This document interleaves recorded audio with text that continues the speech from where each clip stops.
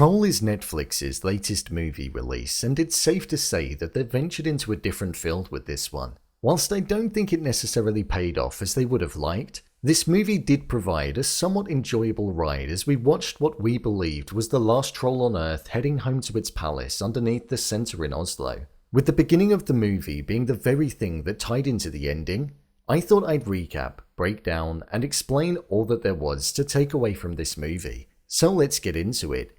Here is Troll Ending Explained. Just to let you know, this video will contain spoilers. This movie was a particularly interesting one. As the plot unfolded, we saw that there was a troll that was awoken deep within the Dovre Mountains due to a group of workers setting something off within there. This triggered the troll that we saw in the movie to essentially start to navigate its way through Norway with the main aim and intention of returning home, which was at the palace at the centre of Oslo whose gate was guarded by Richard Sinding. The reason we saw the troll heading in that direction throughout the entirety of the movie was because the home of the Troll King many centuries ago was buried beneath it. Many years ago, during the Christianization of Norway, Olav the Holy killed all of the trolls that inhabited the land due to them not aligning with the new faith, but he decided to spare one. And this was one of the children of the Troll King and the very troll that we were seeing wreaking havoc on Norway in the present day. It was essentially returning home. We witnessed the government using modern-day weapons on the troll, but they were being rendered obsolete and did no damage to the troll whatsoever. Instead, as was mentioned at the start of the movie, from darkness they came, they died in the light, meaning sunlight was the very thing that was their weakness. The mass UV lights surrounding it were the only thing that did it damage until Nora, the main character, switched them off because she saw that it was suffering. Nora related to the troll in more ways than one. She was on her own and had experienced mass loss, just like the troll had. The troll was described as having a heartbreaking scream whenever it was seen, and it was doing this because it was the last of its kind. It could remember all that had happened in the past, but it had now awoken, the world was different, and all of its family were dead. All that was left of what the troll knew were the bones, and they were being flaunted around as a way of luring him away. The same was for Nora. Her mother had died when she was younger, and her father was also no more following the encounter with the troll. Nora was prepared to let the troll go back to the mountains in order to live out the rest of his days, where he'd be undisturbed and would be left to roam freely. However, as the sun rose and there were no clouds to cover up the harshness of it, we saw the troll turn back to stone and was left to lay in the very spot where it stood. Now was a giant boulder and a constant reminder of what occurred.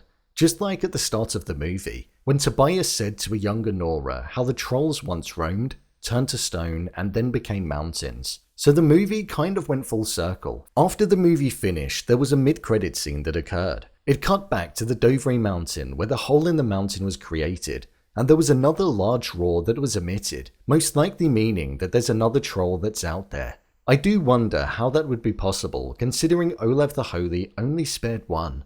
But I feel this is going to be an empty mid-credit scene, because I can't really imagine it's going to get a sequel. I thought this movie was pretty average. The design of the troll was quite good, and I also liked the use of fairy tales and fiction lore in order to take down and defeat the troll. I found some of the dialogue to be pretty bland, stale, and vanilla in terms of the way that it was written and also executed.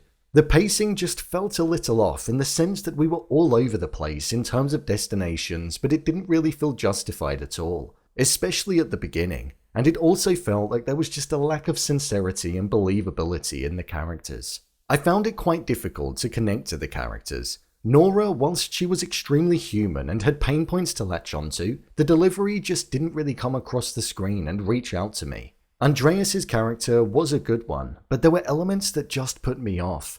His arc and personality was written in a way of being a bit silly, which is okay, but it just went a bit extra and over the top. The exclamation of being a writer at the end didn't really make sense to me. I know he spoke about it for most of the movie, but it just felt like they needed to throw it in there to round his character off. He was relatively animated, and I don't feel it really suited the style of the movie. The best scenes in this movie were the ones with the troll actually in them, and the ones that were filled with action.